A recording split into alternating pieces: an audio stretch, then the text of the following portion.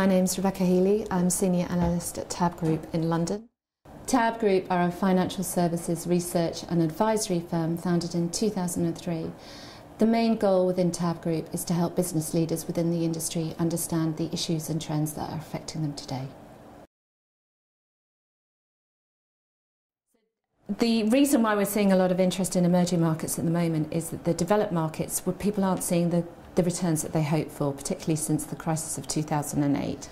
What we're seeing is that there's more, the conditions are more favourable for emerging markets relative to developed markets. So you're seeing that the CAGR on the GDP, for example, is 13% for emerging markets versus 4% for developed markets.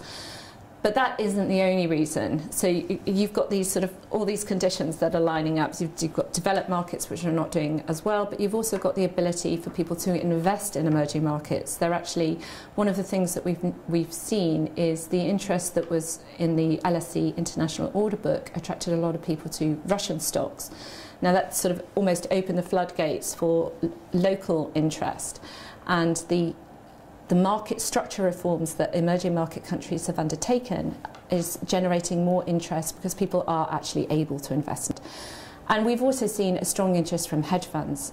Again, the hedge fund community, that they've invested locally, I think it was nearly 70% invest in the US market itself.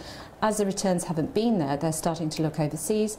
The fiduciary changes mean that they're now able to look at emerging markets. And as a result, we're seeing global interest from both US and European hedge funds at around 30% of they believe that they're going to start investing more of their assets under management overseas.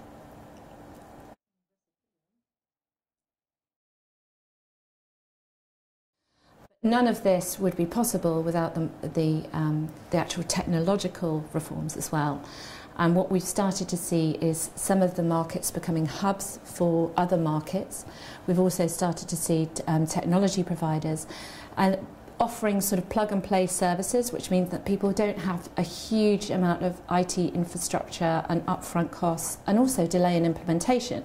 So they're able to switch in and out of markets as they see fit.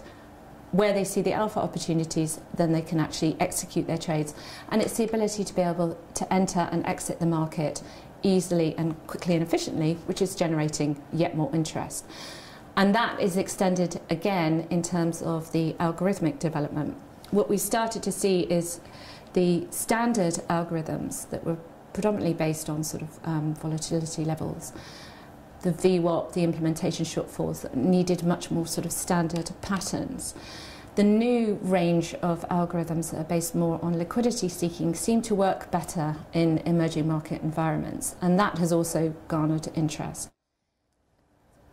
Interest in emerging markets is almost becoming a self-fulfilling prophecy now, because what you have is, as the markets are easier to trade, then more people trade there, then there's more liquidity, so it becomes easier to trade, and it becomes a self-fulfilling prophecy in that sense.